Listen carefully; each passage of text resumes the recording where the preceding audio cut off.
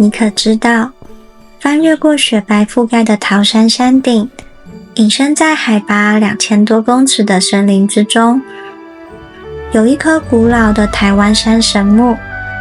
因为树干笔直，抬头仰望仿佛冲入天际，因此多了一个浪漫的名字——撞到月亮的树。一旁干枯的神池，四周围绕着的是千年等级的巨木。中午过后，日上树梢，看着天空的云朵飘来飘去。这是2025年冬天的圣诞节，我们4天3夜的露营之旅。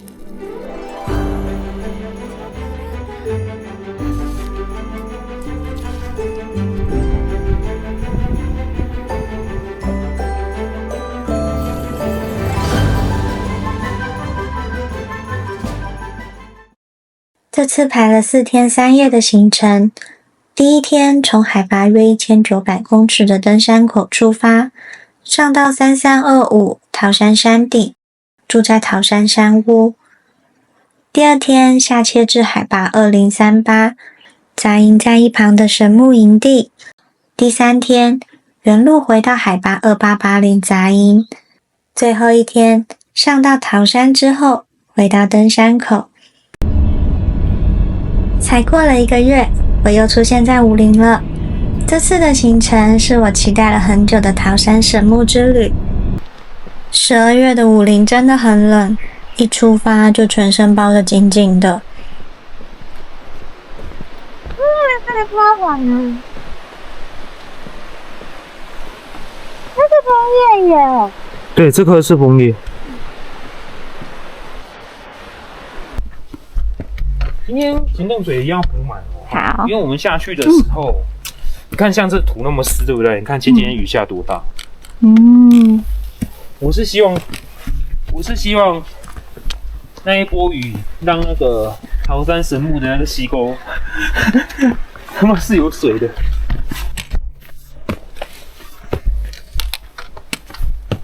伟哲说之前夏天去的时候，在溪沟旁边就可以装水了。但冬天呢，实在是没什么把握，所以我们决定趁着今天还住山屋，明天多装一些水带下去。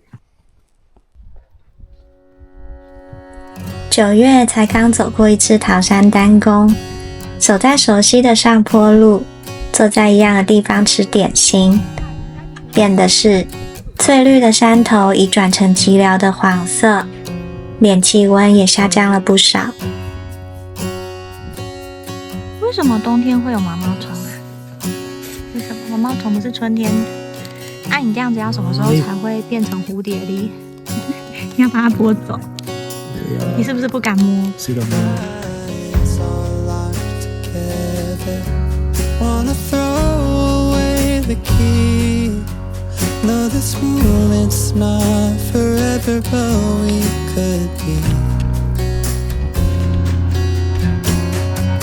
双层云瀑。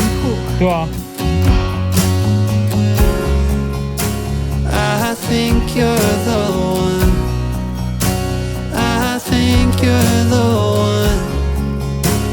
才过了中午，马上就起了大雾，浓到前面什么都看不到。因此，我们决定绕过山顶，直接前往桃山山屋。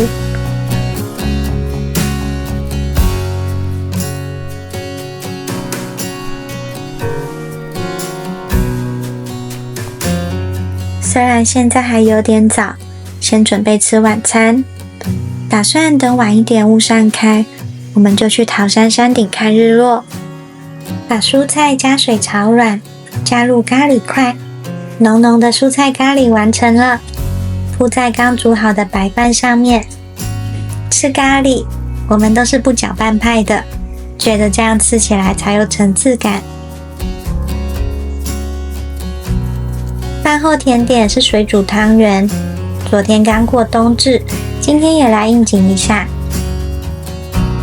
如何吃起来如何？好吃，爽。小活掉，刚才跑来跑去，那我都不能那个。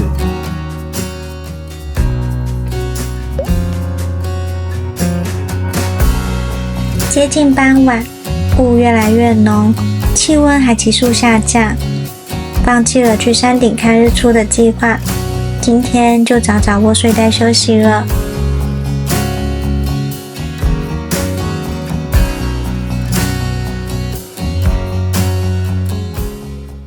这里是早上7点多的桃山山屋，全部都是白雪，加了6公斤的水有差超漂亮的。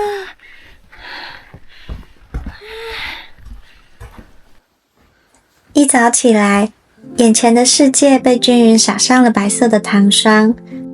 这不是下雪，是纯白的雾凇。看着阳光之下的品田山，远处的大坝尖山，我们高兴的蹦蹦跳跳，在门口一起合影。虽然很美，但真的是冻到不行。还好昨天晚上睡前，伟哲就把水袋都装满了，不然起床看到这个结冰的水管，真的会不知道该怎么办。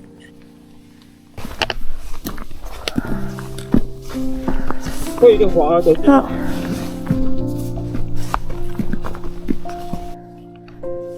一走动，血液循环上来，手脚的刺痛感变得特别明显。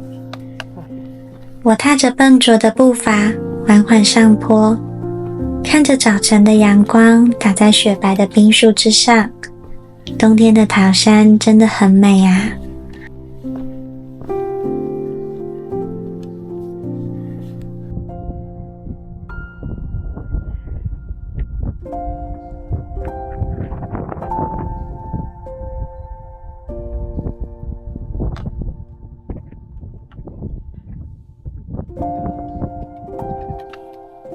那个雪山都积满雪了耶！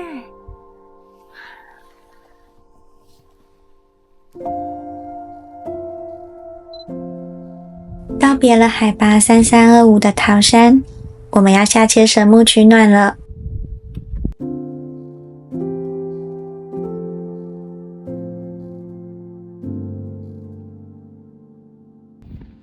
我们现在从桃山顶啊，3300左右，一路下切，切到对面那边有一条路线，看到了。然后经过微上坡，到那第一个山头之后，往下一点点呢，我们就要再往慈友山步道，总长3.5公里，我们只走0.4公里，然后就沿着那条人线一直下切，然后切到那个阴影的那边，有一点斜射光的那个溪沟。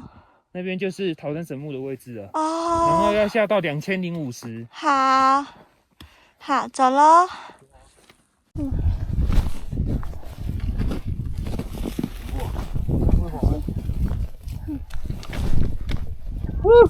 小心，滑溜溜。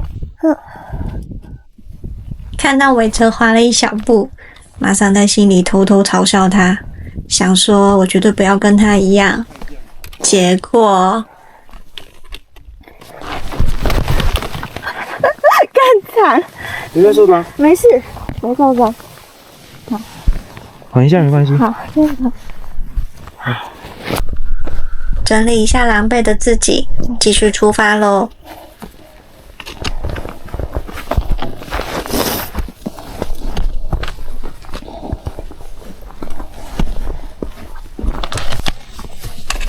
白色的路面是结冻的土，很容易滑倒，每走一步都要非常小心。可以稍微踩边边，比较湿润的地方。好。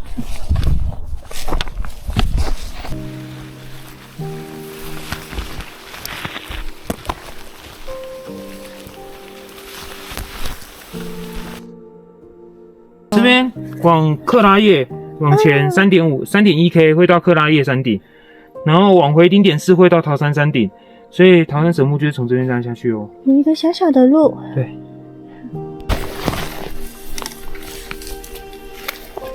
这样子我们走回来会比较好走。好，耶，清完了，走吧。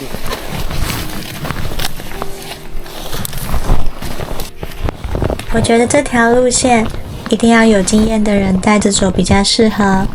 再来，天气也是很重要的。试想，若是下雨，陡陡的下坡路就会变得湿滑危险。事情要落下来。好。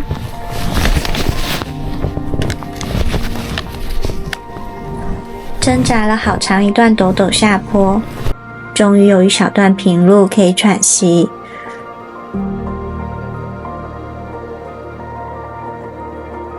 一个开阔处，像是树林环绕的画框一般，中间是云雾缭绕的东坝尖山群。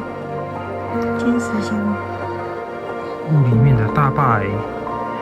大坝。对啊，在雾里面，等一下会出来，它出来了。我看到了，在那边。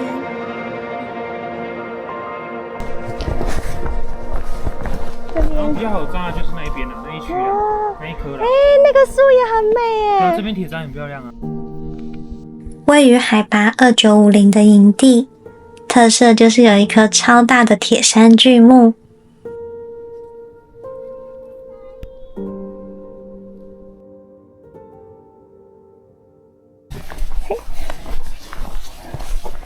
接下来再下降不到100公尺，会有一个更大一点的营地。等我们明天从桃山神木回来，预计就会在这边扎营。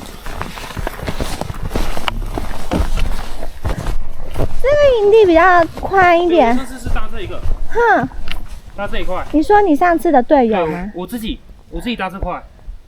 有一个队友搭这块。这样子。这里看起来睡得很舒服铁杉林好美啊！但是我在那边生活多呀，但这是一个营地，在这边生活，我觉得真是蛮天才的。天才？为什么？空间就被用掉啦。对啊。为了我们明晚的幸福，提前把营地整理干净。接下来还要找个隐秘的地方，把明天晚上要用的水袋藏起来，这样子下神木又可以再减轻一些重量。这边有个树洞。来帮我拿水过去。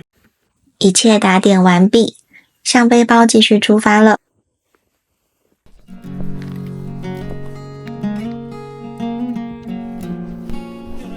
随着海拔的下降，本来由铁杉统治的冷冽森林，慢慢出现了混有扁柏的林相。简单暴力的区分法，铁杉的树皮比较粗糙，扁柏的皮则看起来更细更滑，形状也更优雅。这是铁杉，这可能是扁柏，也有可能是骨块。高耸的树冠吸收了桃山的日月精华，巨木的形状是各有特色。韦哲说，和下面的桃山神木相比，这里的林相更特别、更好拍。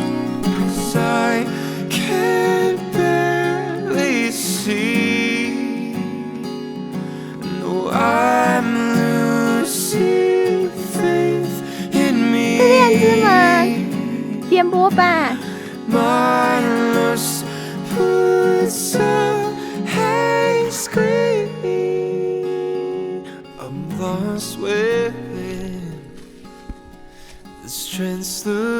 这条路线是由找树的人团队发现的，沿路上零星可以看到他们橘色的布条。我们在这边休息一下，啃午餐。我想，比起桃山山顶的辽阔展望，或许下降1000公尺后的原始森林才是真正的大秘宝吧。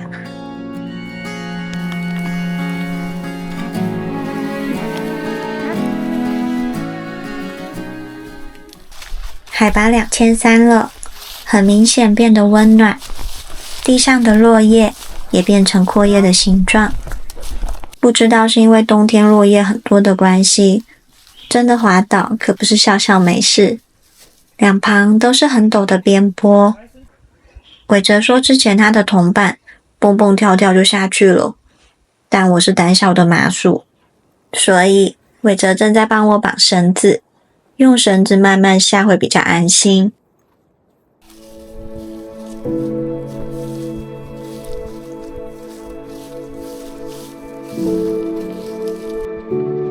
对，这棵应该是香杉，就是跟光雾我们在路上看那个香杉巨木一样。他会把中间挖空，看里面有没有香杉灵芝可以采。说山灵芝？香杉灵芝。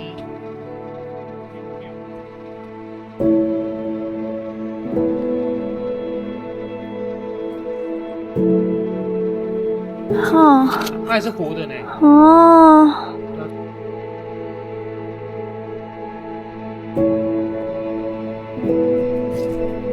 倒塌的巨木长上了青苔，我们走在巨木独木桥之上，也是新鲜有趣。好可爱的鹿啊！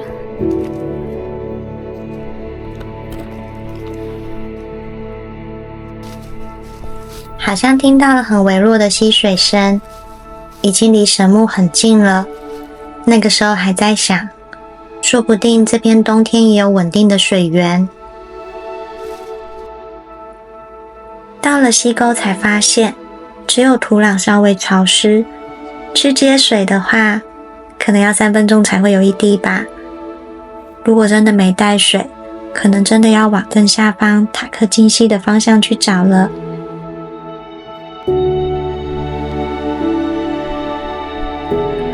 一个转角，就是我们这次的目的地桃山神木了。瞬间觉得感动，为了看这棵神木，我可是努力背着大背包上桃山，再下到和武林农场差不多的海拔啊。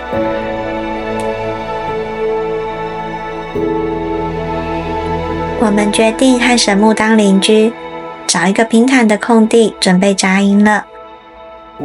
桃山神木的树种是台湾杉，树高大约79公尺，据说是台湾第3高的树木，还有一个很浪漫的名字——撞到月亮的树。只可惜今天是新月，看不到月亮，只能在心中幻想了。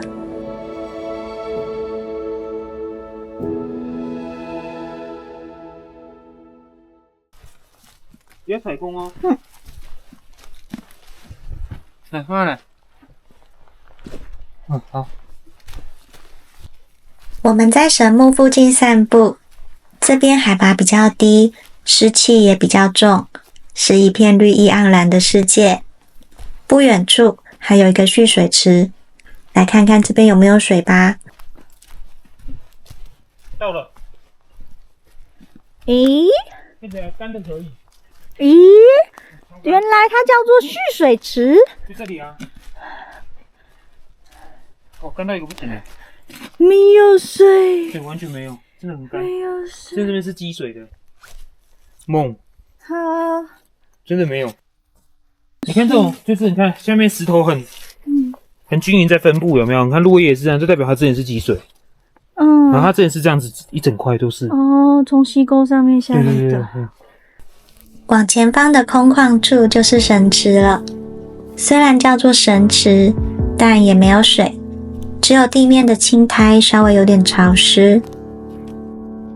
因为处在山谷的深处，尽管现在才下午2点多，天空看起来还是有点暗，所以我们决定明天待晚一点，看有没有机会欣赏被阳光照亮的神池。You look in my eyes and I already hope this lasts. Trying hard not to jump, not to move too fast. But we could go all in. We could be loved by the end of the night. Sitting here talking. 这次还怂恿伟哲带脚架，想说晚上可以拍个星空，可惜雾太浓了，什么都看不到。就放上9月，伟哲在神池拍的直立式银河照吧。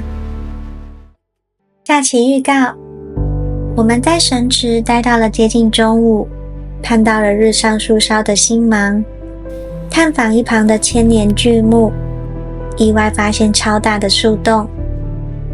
哇，超美，之前都没发现。在落叶缤纷之下，道别了桃山神木。回程的路途也是不容易呀。等一下，让我思考一下人生。